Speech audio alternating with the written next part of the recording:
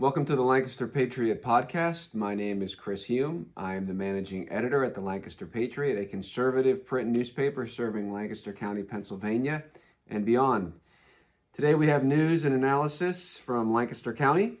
Our first story is that mid-state counties receive funds for transportation projects. This comes from WHTM. And it says that 64 projects will receive funding to improve transportation alternatives and enhance mobility and public accessibility across the state. So two of these projects are in Lancaster County. One is in the city of Lancaster, and there's $1.5 million going to the Conestoga Boardwalk, a 725-foot walkway bikeway that will be a key connection in the planned Greater Lancaster Heritage Pathway, and will allow residents to walk or bike to access the Conestoga River and the waterworks in Conestoga Pines Park. The second one is in Salisbury Township. This is $1 million to construct a 3-mile segment of the Enola low-grade trail on an abandoned rail corridor between Bart Township and the Chester County line. So there's $2.5 million coming from the state of Pennsylvania to transportation projects here in Lancaster County. Our next story is that fire damages an aluminum foundry in Lancaster County. This is in East Cocalico Township, where fire damaged a business. Fire broke out around noon on Tuesday. The foundry has about 120 employees. Everyone who was working got out safely.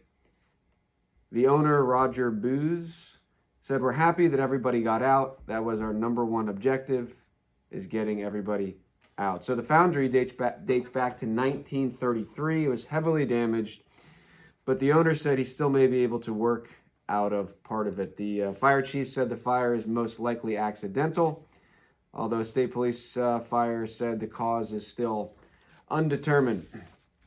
The next story is that Lancaster County thieves steal $17,000 from Skill machines. So Ephrata police are on the lookout for two men who stole approximately $17,000 from Skill machines at a local convenience store. Now, a Skill machine is a combination of a video game slot machine type, offering a payout based on how well the game is played. So it sidesteps the gambling regulations because there is some degree of skill involved, and apparently these men had some degree of skill in stealing from the machine.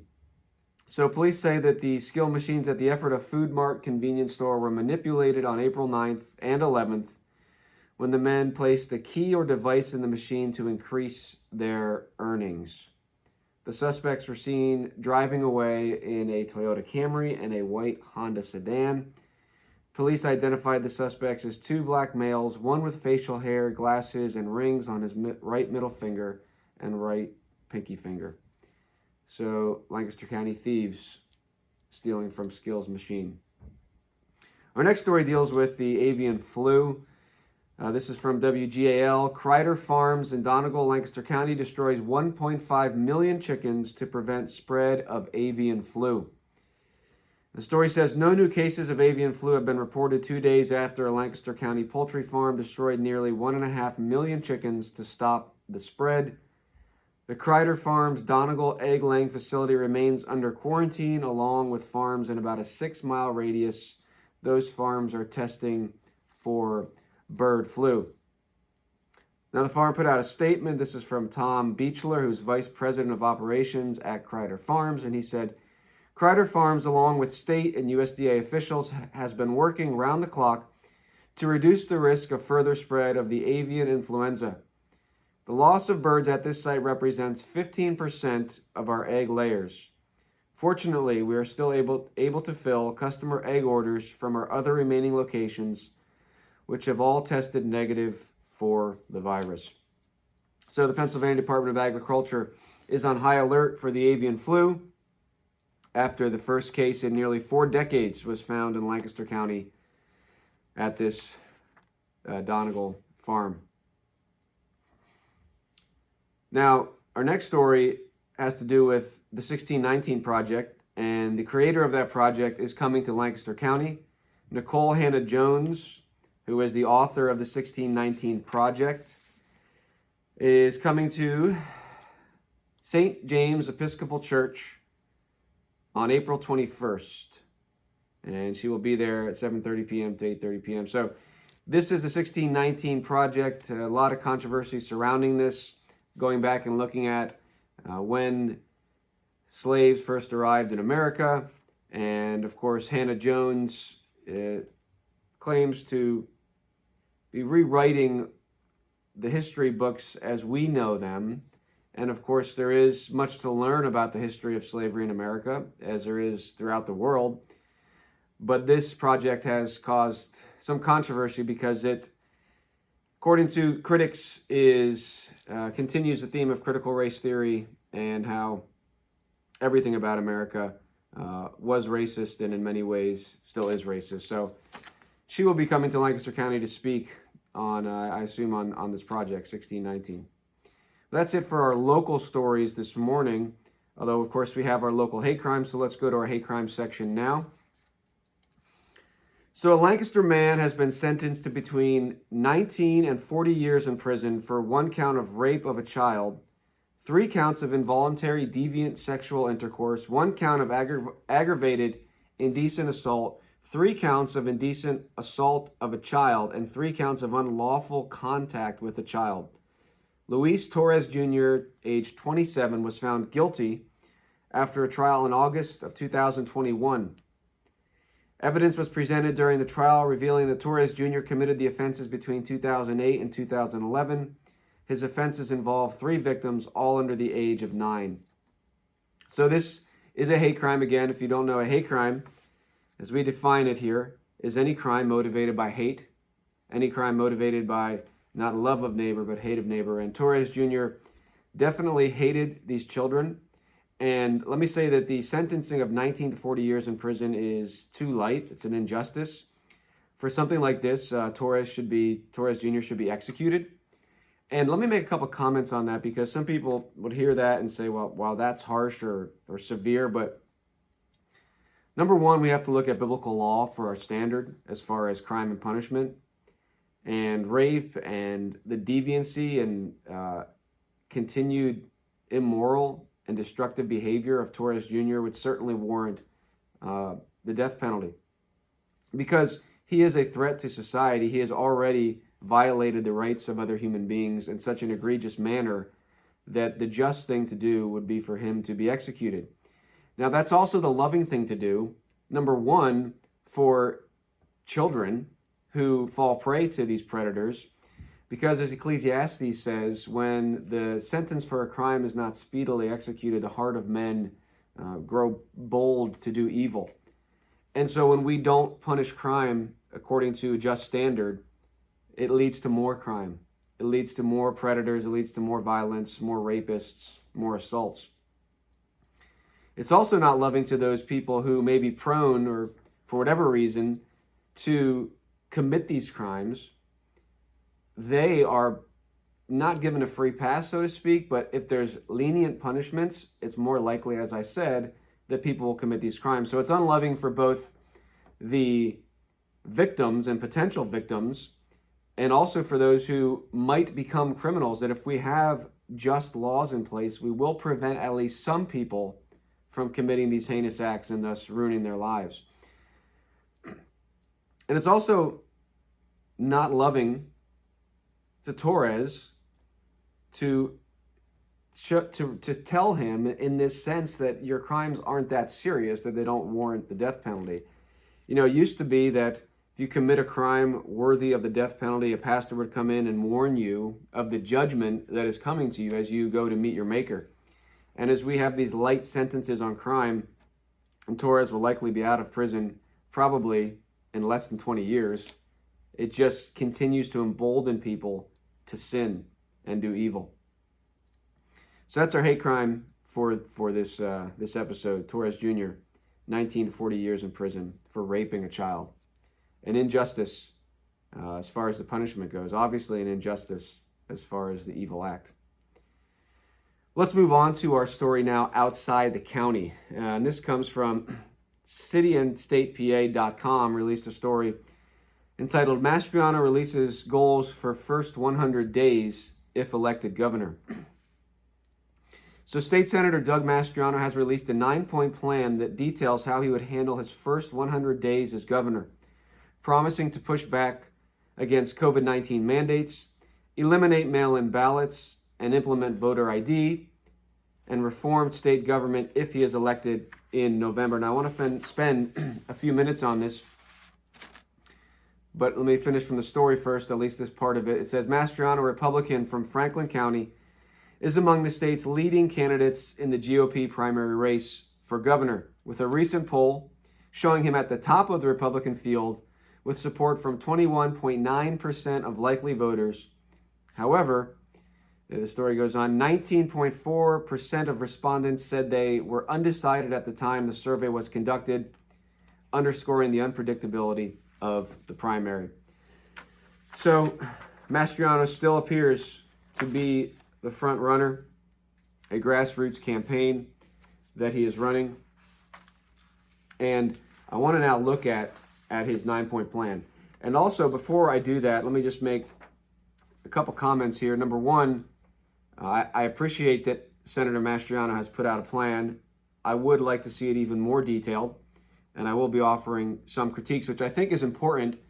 Even if there is a candidate that people can get behind and support who is advocating freedom and advocating an elimination of tyranny, it's important that we do not allow our excitement perhaps to cloud our judgment and prevent us from holding even this man accountable.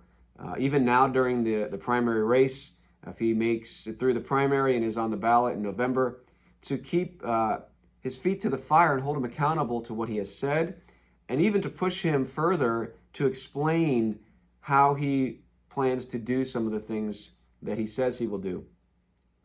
Because the last thing we want is someone to get into office and then no one's holding them accountable. Even if they come from a conservative background, it's very easy in Harrisburg or any state capital to get swept along with the big government bureaucracy. And the other thing to note is, as we get closer and closer to the primary election and then the general election in November, you may see politicians and those running for office move further and further away from an openness to talk about their policies. And one of the things I've learned early on here at the newspaper is it can be very, very hard to get politicians and those running for office to give you firm answers on policy questions, on, what's your view on abortion? Very specifically, what's your view on male and female marriage, these things, and very specifically give us action items that they would do, bills they would support. And, Senator Mastriano has certainly done some of that. And so this is just a general, encouragement that, and warning that a lot of these politicians will stray away from that. They'll spend more and more time talking about their opponents. They'll spend more and more time just trying to get people riled up and excited, and less time really explaining what their role will be in government and how they are going to restore freedom. So let's go through some of these things. This is the plan that Mastriano has put out on his website. And the subheading of the plan says, restore freedom, rebuild families, revive the economy, walk as free people. So first of all, there's a lot of good things in this plan, and I do want to just offer some critiques or at least encouragement to dig deeper. So the first part of the plan is to restore freedom and return to normalcy, and these are things that I think most of us can get on board with. Reject the unconstitutional edicts by the Biden administration and the CDC, eliminate pandemic executive orders and edicts from the Wolf administration, immediate ban on government and school mask mandates, immediate ban on all COVID-19 vaccine mandates, expansion of access to off-label early treatment drugs for COVID, an immediate review of all hospital policies related to inpatient COVID treatment. All generally good things. We need the government to get out of our business, allow people to make their own choices regarding their health. And here I would just offer a caveat that Senator Mastriano is offering very good things. We need to hold him accountable to this. We need to make sure that this is what he will do, and ask ourselves also, is this what he has done? I know he has done many good things related to the pandemic, but I think he's done some questionable things. He did call for when Governor Wolf put out that we're going to, track or release the information of who had COVID. Senator Mastriano wanted that to be more in depth, more invasive, as far as who has had COVID and who hasn't. So challenge Senator Mastriano on these things, hold him accountable. Has he changed his position on anything he did during the pandemic? And will he truly be someone who rejects government tyranny in these fields? I hope so. I really do. And I think I said there's some good signs, but we need to hold him accountable and challenge him on these things. Number 2, restore confidence, election integrity, eliminate no excuse mail-in voting and ballot drop boxes, appoint a Secretary of State with experience in securing election fraud, ban the use of private funds like Zuckerbucks to influence elections, and a few other things. So restoring confidence in the election. Number 3, rebuild the family. And I want to spend just a moment here. This is on education and parental rights. And the last point here is establish a universal parental rights statute in law. But my question, and I believe I've asked some other legislators about this, is what exactly will this parental rights statutes do? What will the statute do? What will it do? Because it's nice to say, yeah, we're going to have a parental rights statute that enshrines the rights of parents. But what does that mean? If it does not mean that as a parent, I have no obligation to report to the state, to tell the state what I'm teaching my kids if I'm homeschooling, no obligation whatsoever. They have no authority to come in and tell me how I am to educate my children. Unless that's what it means, then it's garbage. It's garbage, because parental rights, if it doesn't mean that the government has no right in telling me how to educate my children, then it's worthless. So I want to see what this statute means. I think that should be on here, on this plan, and perhaps it's elsewhere. But again, those are the questions we need to be asking. Same thing with school choice, which we'll spend more time on at another day, and we'll cover it in the newspaper. I don't want school choice. I don't want money that the government is somehow overseeing or regulating being involved in any way with the education of my children. I want no government involvement whatsoever, and that's what we should want if we truly want to walk as free people, as Senator Mastriano says. We need to go further than simply trying to reform the broken government indoctrination centers that is the public school system. We need to eliminate that and truly return education back to the parents, back to private organizations. He mentions here an immediate ban on critical race theory and gender theory studies. That's just not going to work if you continue to prop up the government school system. There's too many people, and there's great people in the government school system, but there's too many people that want to push those theories that will, if you continue to give them a platform by having the government be involved in education. So that's point number 3. Point number 4 on his plan is to revive the economy, lowering the tax burden. And I like this. He says the immediate establishment of the Property Tax Elimination Task Force, which will work to introduce legislation that eliminates property taxes for all homeowners. He wants to attract new employers to PA by reducing the corporate net income tax. That's great. Not only should we eliminate the property tax, we should also eliminate the income tax. We need to reduce the government beast as much as possible. So again, good thing. We need to go further, and we need to really challenge Senator Mastriano to ask these questions, which point 5 and 6 relate to this. So point 5 is reduce burdensome regulations and slash the bureaucracy. He wants to eliminate 2 regulations for any new regulation created, which is a noble goal. And I think it should be eliminate 10 for every one, or 100, because there's so many regulations, so much government red tape involved in so many parts of our lives that we need to eliminate. So he wants to automatically review all regulations with a cost of more than $1 million. I think we should review all regulations now and eliminate 99% of them, if not all of them, as far as these government agencies that are not involved in actually punishing people for doing evil, but are just involved in regulating industry and getting involved in private affairs. Which leads us to number 6, which is reduce the burden of government, a budget, and fiscal responsibility. So he wants to propose a 2023 budget that keeps reckless spending in check. Now, that's great, but I think any politician, Democrat or Republican, is going to say that. So again, we need specifics. And I would like to see someone who at the very least says that they will never sign a budget that increases from the previous year. How about we start with that? No budget increases ever. In fact, it needs to decrease each year. I don't know what the Pennsylvania budget might be, around 40 billion or something. Why don't we start by saying, can we operate as a state on half of that? Can we operate on $20 billion in Pennsylvania?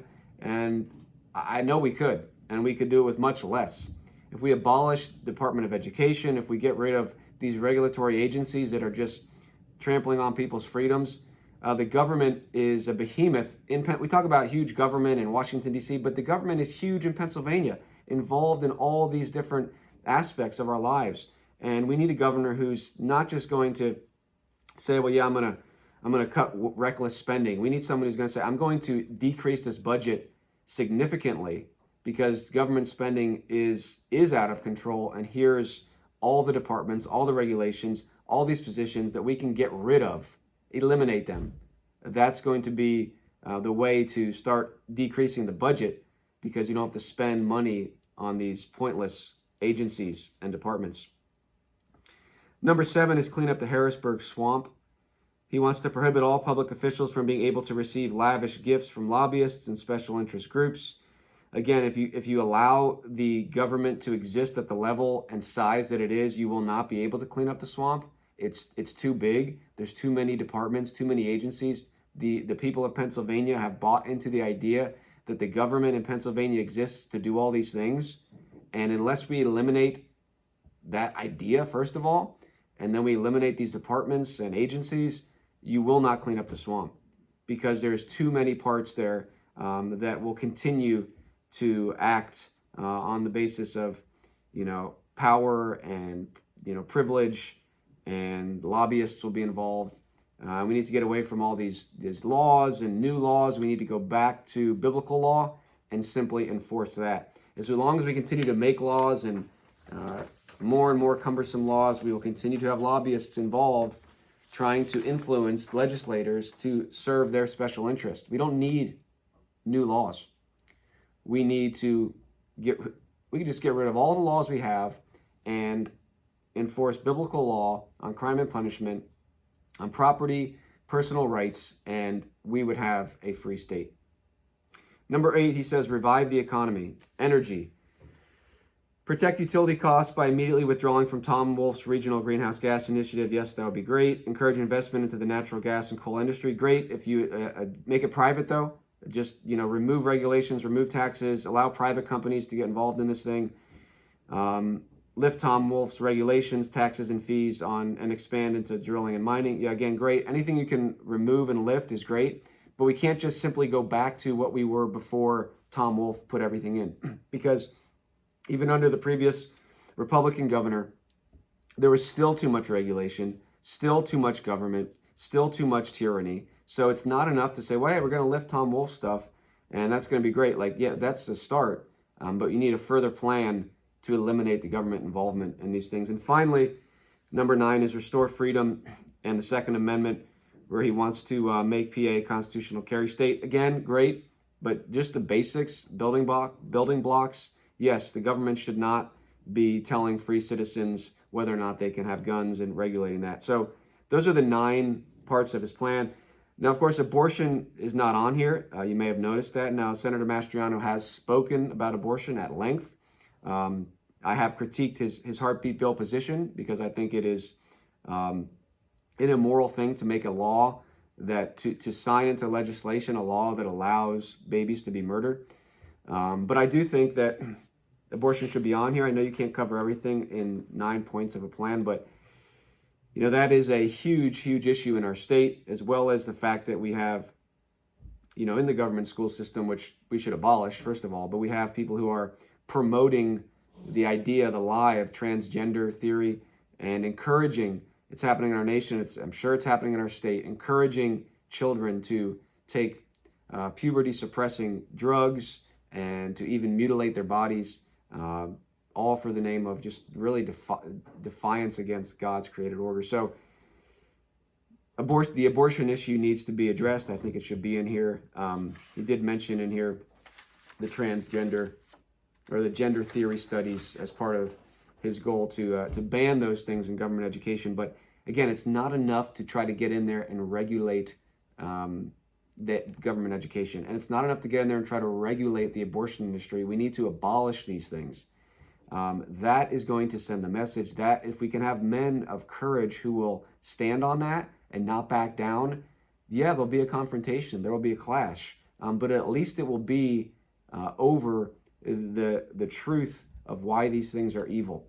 And if you support, half measures of, well, we'll allow abortion in some situations, you've abandoned your foundation of why abortion is evil. Because if abortion is evil because it is the taking of a human life, then don't compromise on that and say, well, we'll allow it if we can't detect the child's heartbeat. And same thing with government education. Just the idea that the government should be teaching our children, it's a socialist idea that would make Karl Marx happy. And how supposedly freedom-loving people continue to want to send their children to government schools and want to work to reform those government schools instead of abandoning them is somewhat of a mystery to me. But anyway, that's Senator Mastrono's 9-point plan. Reach out to him and challenge him, encourage him to elaborate on these things, explain himself on some of these things.